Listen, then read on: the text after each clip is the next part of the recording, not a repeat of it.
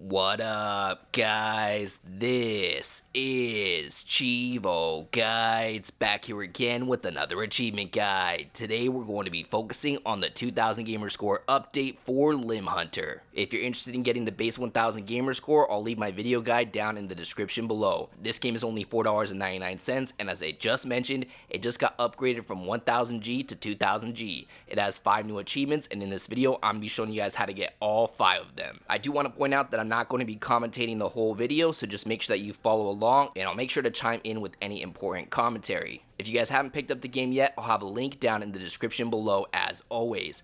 Overall, it's going to take about 30 minutes or so to get the new 1000 gamer score and get you all the way up to 2000G, as long as you know where you're going. There's definitely some missable achievements in this new update, so make sure that you guys follow along. Now, we're going to be resuming from the last guide. Assuming you were following along with my last video, we should start off in the workers' town.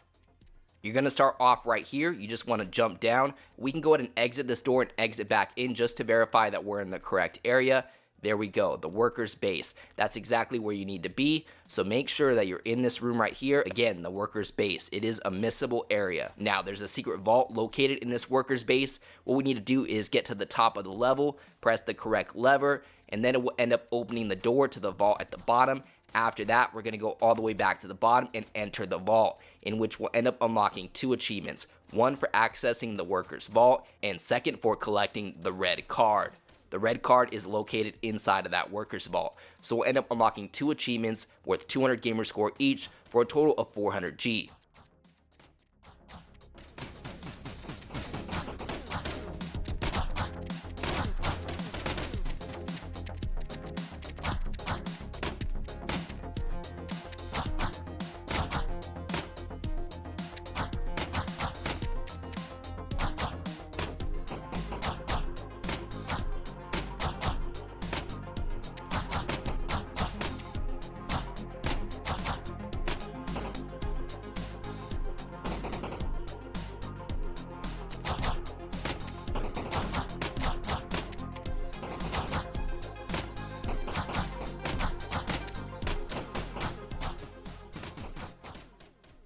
Alright, so the lever we need to press is right here. After you press it, it's going to open up the door for the vault at the bottom. At this point, you can just go ahead and kill yourself. It's going to shortcut you down a little bit further, and it's going to remember that we opened up that door. After that, just head down here, and at the very bottom level, we're going to find the workers' vault all the way to the right on the very bottom.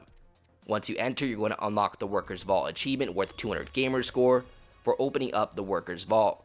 We should also end up unlocking an achievement for finding the red card as well. That one's also worth 200G. At this point, we're going to go ahead and exit this area. So go ahead and head all the way over to the left until you go into the yellow door.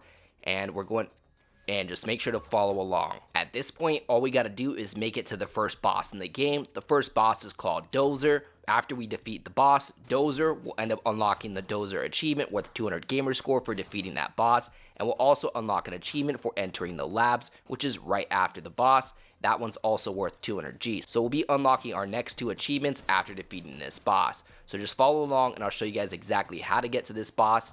And I'll chime in with some commentary on a quick trick on how to defeat him.